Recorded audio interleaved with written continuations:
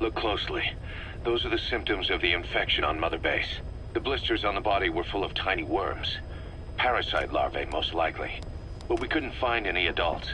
It doesn't seem to mature in the body, like a spargatum. We don't know the root of infection, or what causes symptoms to develop. The infection rate, along with the number of dead, are both on the rise. If we don't find the cause, and soon... Boss, do you remember seeing these symptoms before? The bodies floating around in the oil facility, the bedridden test subjects at the Devil's House? This epidemic looks just like what we've seen on our hunt for Cypher. It could be a counterplay by Skullface. That's insane. You mean they weaponize parasites? Parasites as weapons. That definitely falls under the Biological Weapons Convention. But it's something the world would never see coming. And no one's ever developed a vaccine for parasites. So this is the weapon of mass destruction Cypher was working on in Africa? It may be. But if it is, how did the Yellow Cake and Walker Gears fit in? There must be something bigger we're not seeing. Anyway, our priority now is to prevent more casualties. The medical team is studying the infection, but we can't treat anyone until we know the root cause. All we can do right now is halt the spread of infection.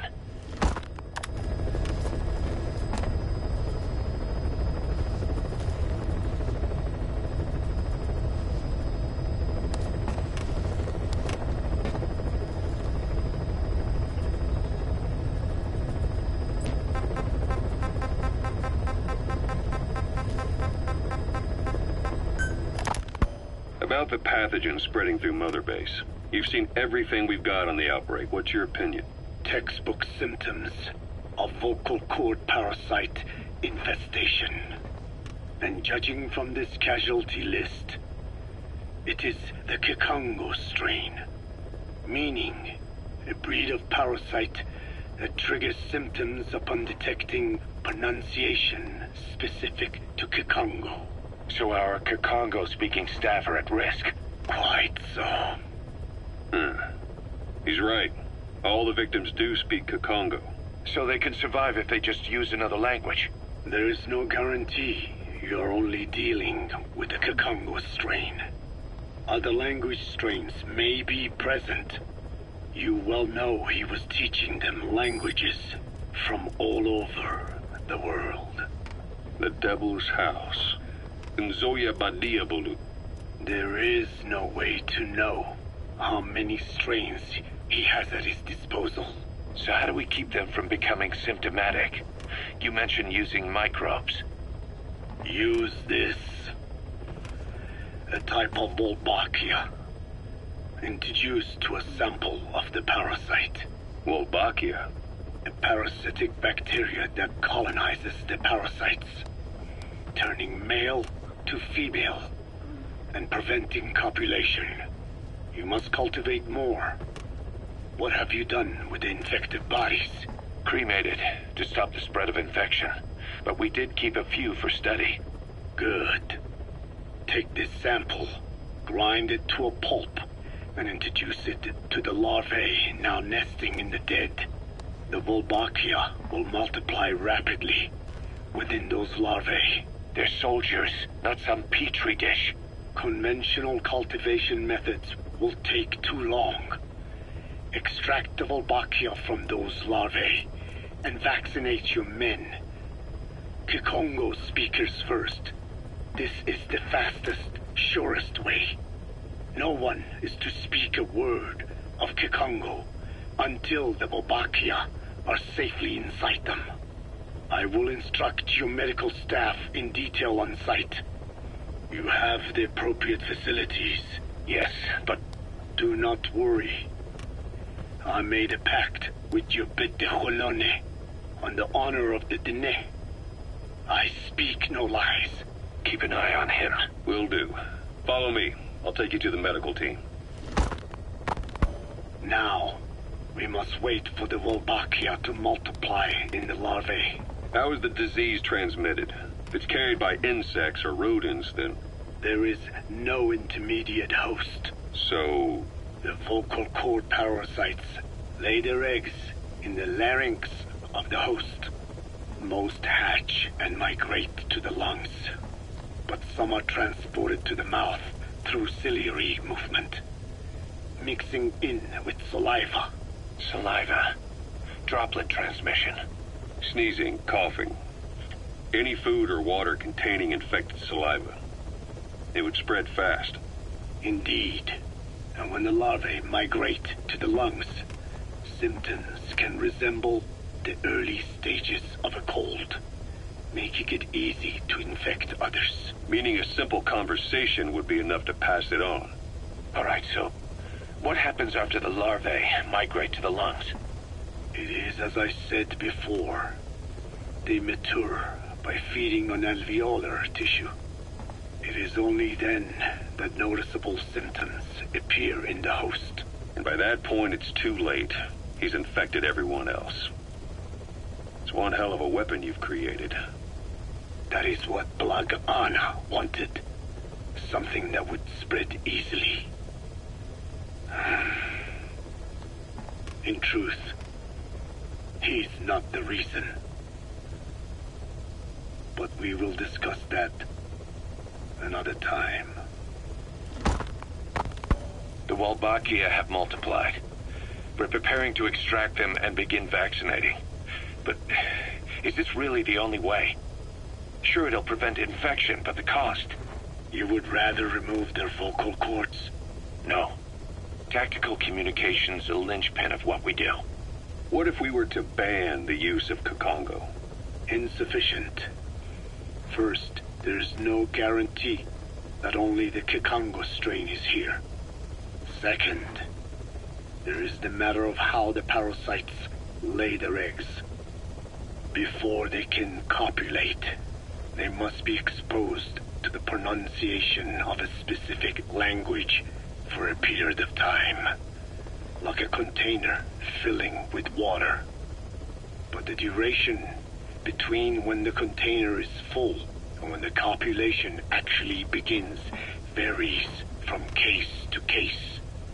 In other words, even if the infected stop speaking as a countermeasure, it may already be too late. The only true solution is to prevent copulation through the Wolbachia, or by physically removing the affected tissue. Do any antiparasitics work? It sounds as though you have already tried. Yeah. We tried every one there is, and nothing. I have yet to find a medicine that can remove the parasites. At best, it temporarily covers their ears. Why is that? Because the parasites are companions to us. To remove them inevitably harms the host. Companions? More than you think. And this is why the human immune system cannot eliminate them.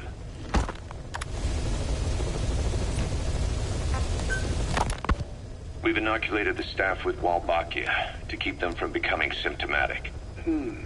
That should also contain the infection. How did this happen in the first place? It has to have been a Cypher spy within our ranks. If this is so, then why the Kakongo strain? If their intent was to wipe you out. Skullface said the remaining English parasite was close to the boss. If this latest strain was his doing, he wouldn't have tipped his hand. It is possible someone brought eggs onto the base without knowing. Stuck to their shoes, clothing. Now, that makes the most sense to me. And where did the eggs come from? You mentioned that your boss visited Nzoya Badiopulu. Sure, but his gear's disinfected immediately upon return. Then he was not the carrier. And not just the boss. All staff dispatched to high-risk regions were quarantined on the flight back. When the symptoms first appeared, we checked and disinfected all equipment used up to that point. Any and all prisoners, soldiers, materials, and animals extracted during missions were also quarantined. So, that just leaves...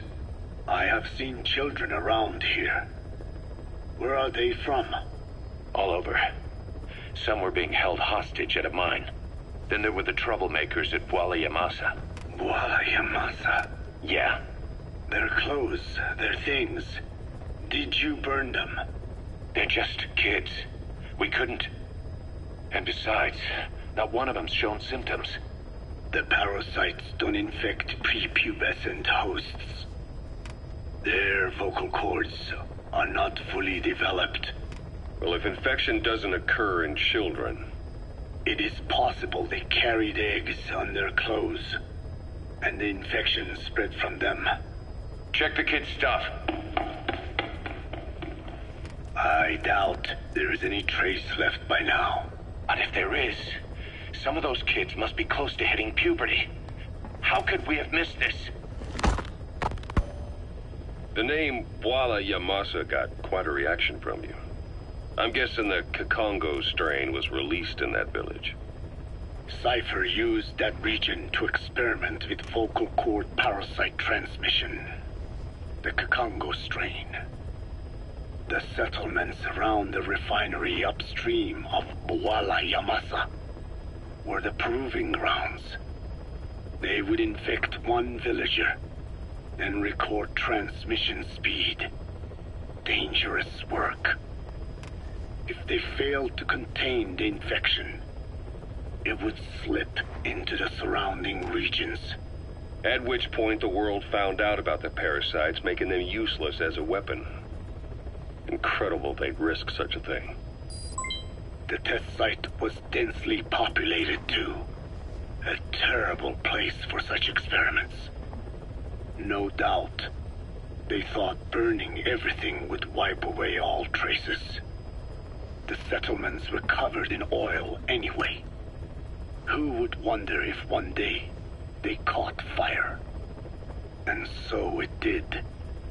They burned it all. Living and dead. Those remains.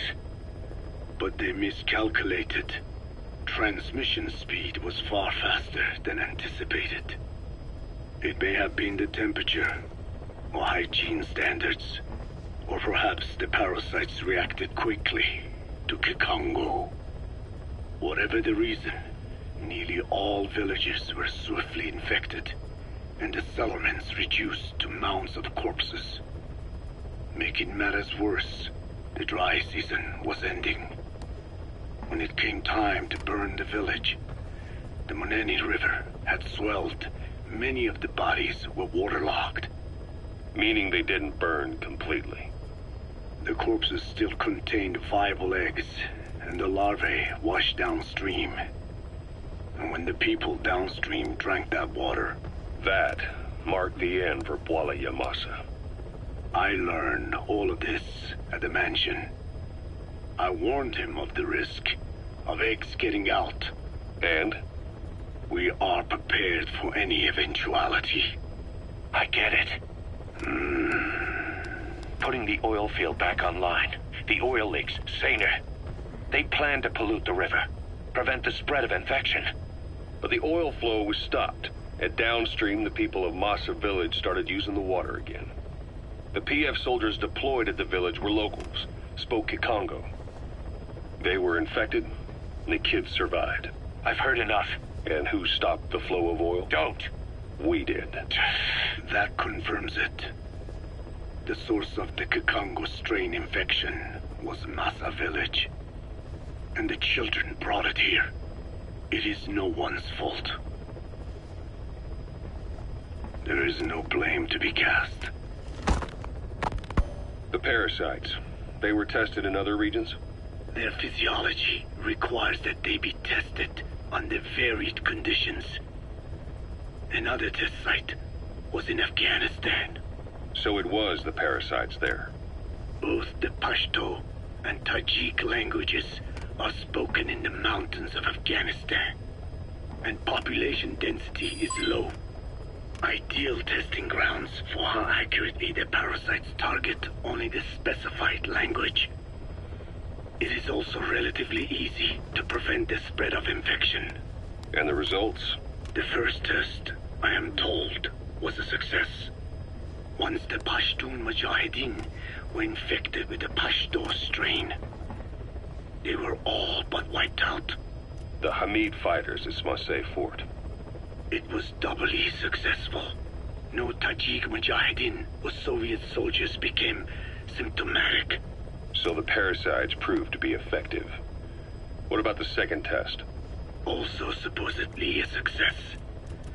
A Pashtun village was the target. However, the original aim was to obtain samples of the infected. In this, they failed. And the village? The Soviets enacted a standard scorched earth operation. That must have been the village where Malak lived, before being held captive at La Marjate Palace. Having had more time to think on it, the details shared with me may have been false. They are madmen who would do anything to cover up the truth. They certainly seem to like tossing their problems in the fire. As a boy, Skullface's life went up in flames. Perhaps that is what fuels his fixation with fire. Your Wolbachia stopped the infection all right, but I still don't get it. How can a few bacteria change males to females? I know they're only bugs, but... It is not such a rare thing in the natural world. Many insects and nematodes are infected with Wolbachia. But why? They nest in the cell cytoplasm of the host, even in the egg cells, with the result that the offspring are born infected. Mother-to-child transmission. However, Wolbachia cannot nest in sperm because they do not have cytoplasm. So even a successful infection of a male ends after a single generation. This means the Wolbachia must resort to maximizing the population of infected females. Sounds like an ethnic cleansing campaign on a tiny scale. Gender change from male to female is their survival tactic. So more females means more Wolbachia carriers, so it can keep thriving in the following generations. But the parasites in a human host are supposed to be a mating pair. If there's no male, there'll be no offspring at all. It's killing itself. Slow down. This tactic is intended for environments where a single male can copulate with multiple females. Originally, the Wolbachia did not infect the vocal cord parasites. I created a mutated strain, modifying the Wolbachia so that it could infect monogamous pairs. The Wolbachia's greatest multiplying tactic, the male-to-female change, worked against itself in the monogamous parasites. Just as you said. Then, I performed repeated selection of Wolbachia strains until I achieved 100% certainty of male-to-female conversion. Creating female-female pairs, unable to reproduce. And you say the Wolbachia affects the host of the host, that is, us, cutting off our means to reproduce? It is almost certain. Of course, we will not turn female. After all, mammals possess no natural gender-changing function. But some Wolbachia strains can cause cytoplasmic incompatibility in the host. Is that some cell deformity? Put simply, it means the altered sperm of infected males kill the female's egg on contact. And that's happened to us? Yes. And yet, what occurs in humans is not just simple CI. To date, there are no cases of Wolbachia affecting humans. The fact that this strain causes this effect, is it the vocal cord parasite's affinity with humans? I do not know enough to say for sure. So the parasite warps the host. Reminds me of what Skullface said. It is the way of all organisms to create their own optimal environment. Just look at you and this base. Organisms that cannot do this are doomed to extinction. The difference with parasites is that their environment is another organism. That creates a connection between life and life. Parasitism, symbiosis, or death. In this way, the host too is challenged to adapt.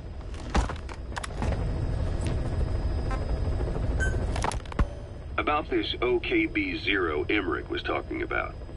Its location and features match the citadel in the mountains northeast of the Soviet base camp. Built during the time of Alexander the Great, it was left in ruins following one of Genghis Khan's campaigns. Its occupants changed time and again due to war, and it was expanded on more than one occasion. Ultimately, it fell into the hands of the Soviet philosophers. The Soviet army was using it as the headquarters of its Afghan invasion force. But it would seem that Skullface's connections with the philosophers gave him license to develop Sahelanthropus there. And that's what Emmerich was doing at the place, before he got the axe. But OKB is a designation the Soviets use for weapon design bureaus. There's no way they'd have one of those in Afghanistan. And, in principle, the numbers that follow OKB are always integers above 1. There is no 0. Perhaps this was a secret facility of the Soviet and Chinese philosophers dating back prior to World War II. Though it's more likely Skullface just picked a fake name that more or less fit the Soviets' pattern. He doesn't go there often, but he sure as hell won't miss this. They use the heliport on top of the tower for his visits. Start by heading for the heliport.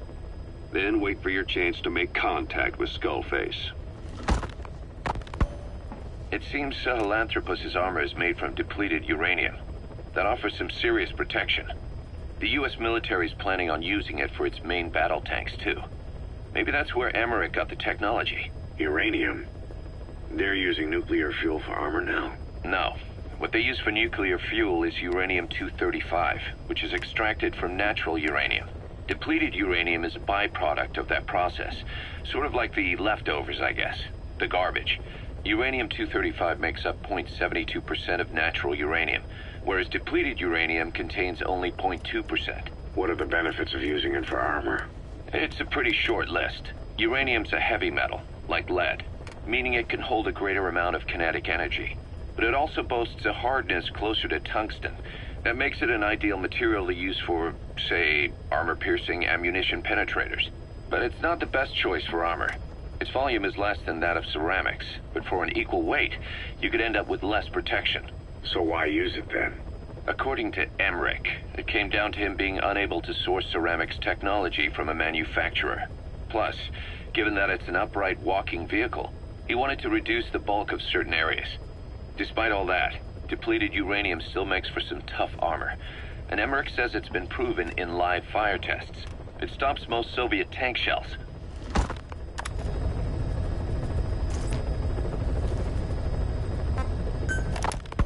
Code Talker, what are the metallic archaea? Volcanic craters spewing sulfur. Water hot enough to boil your skin off. Ocean depths of 800 plus atmospheres. Wastelands radioactive enough to kill you where you stand. There are groups of organisms that survive despite. No, because of living in such environments. I've heard about them. Extremo something. Extremophiles. By selecting certain species, then subculturing and repeatedly modifying them, I created a metallic offspring of pure archaea. They subsist on metals rather than organic matter. And some of them even consume uranium? Yes. Uranium enrichment archaea metabolize only uranium-235. As a result, they produce weapons-grade enriched uranium. How is that possible? Consider how plants fractionate carbon isotopes. when they conduct photosynthesis. Nature possesses beyond our imagination. So it was Archaea that brought down your chopper? Corrosive Archaea, yes. They oxidize metals, feeding off the energy in the electrons they receive. What became of the wreckage? We had the R&D team retrieve samples for study in airtight plastic containers, of course. Prudent. We shall extract Archaea from it in good time. They should help you fight back against Black Anna. Any chance we could start now?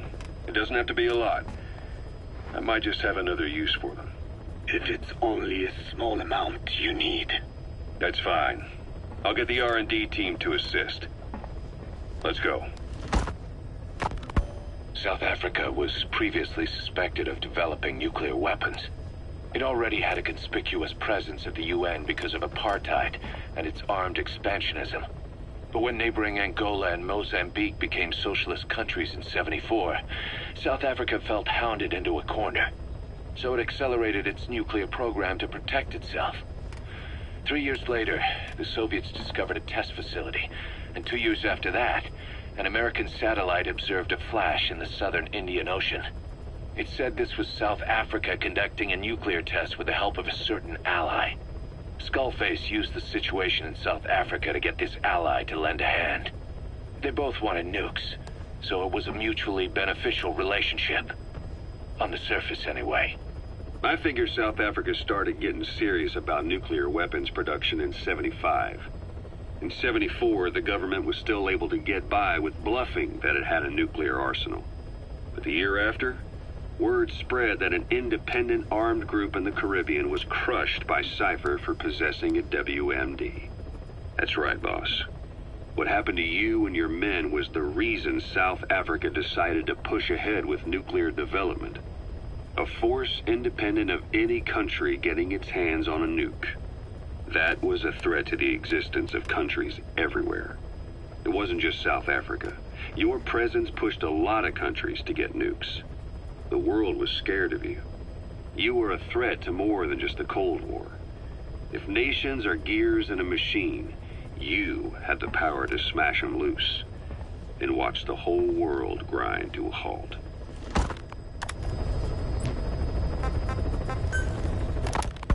Emmerich uses externally powered legs of his own design.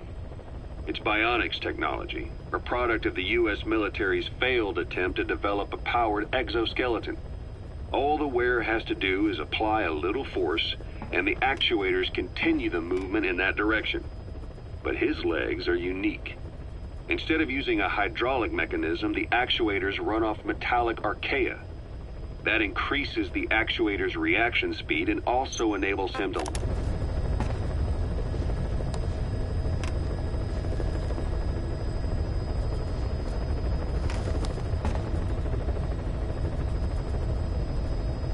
lock and release the joints at will. The legs are a nifty little gadget, but they have two clear weaknesses.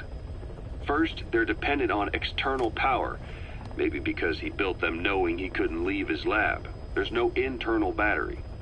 That's why they won't work if they aren't plugged in. Second, and this is more than just a weakness, the legs are directly connected to his bones.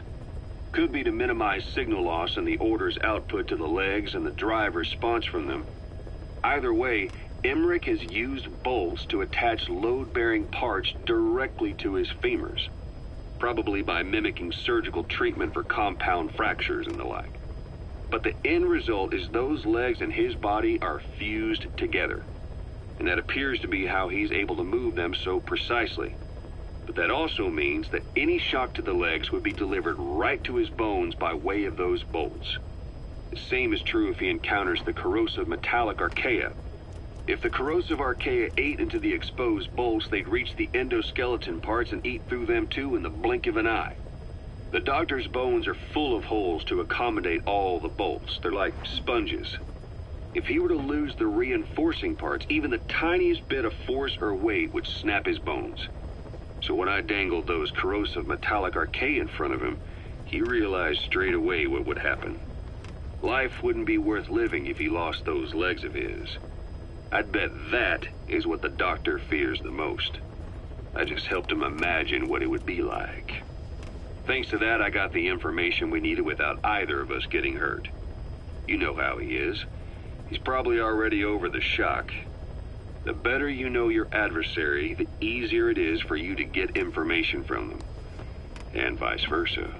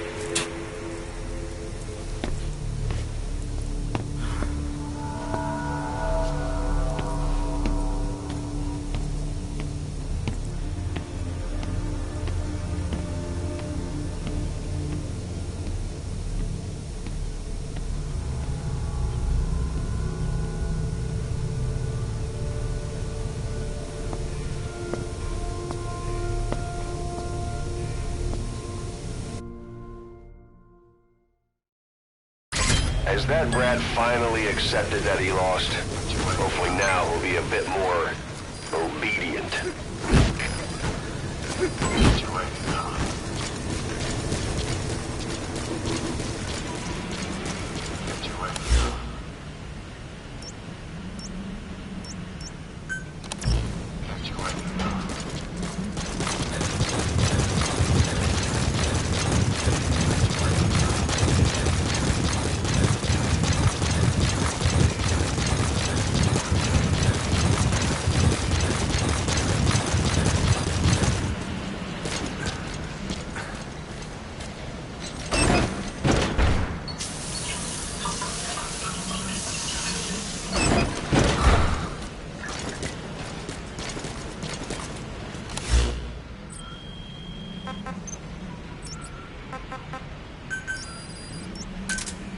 Roger.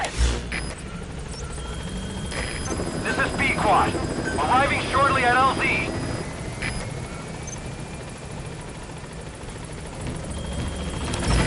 This is B-Quad. On station at LZ.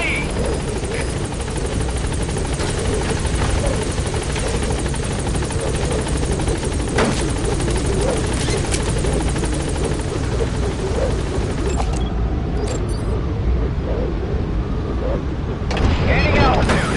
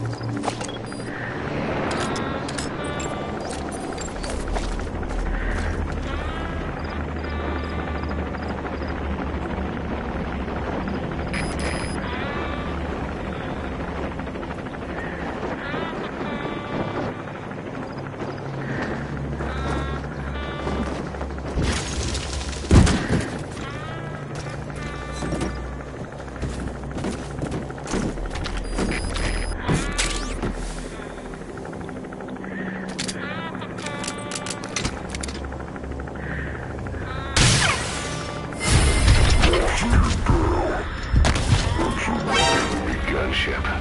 Stay low and crawl along the ground. That should enable you to sneak past enemies.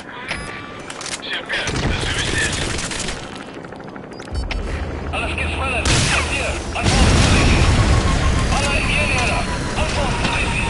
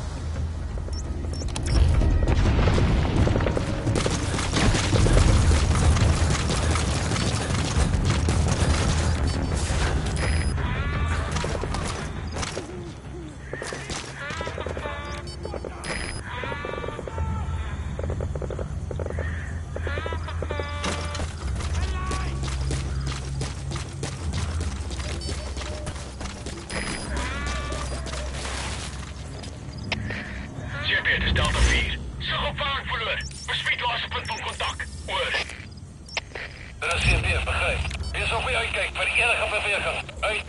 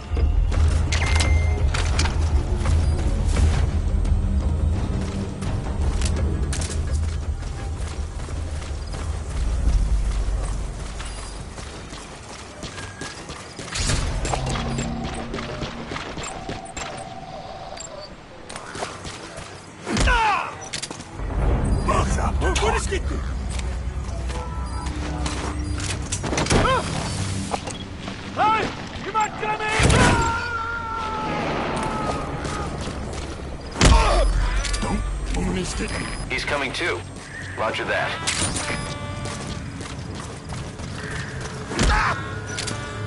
Don't mistake me. Spit it out.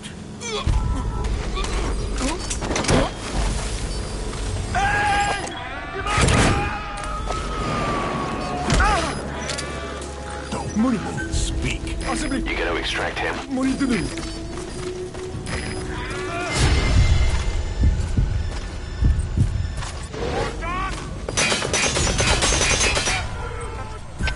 Alles geht weiter, das steht hier. Uns ist in voller Kontakt mit vijandige macht. Alle eenheden bereid voor een aanval.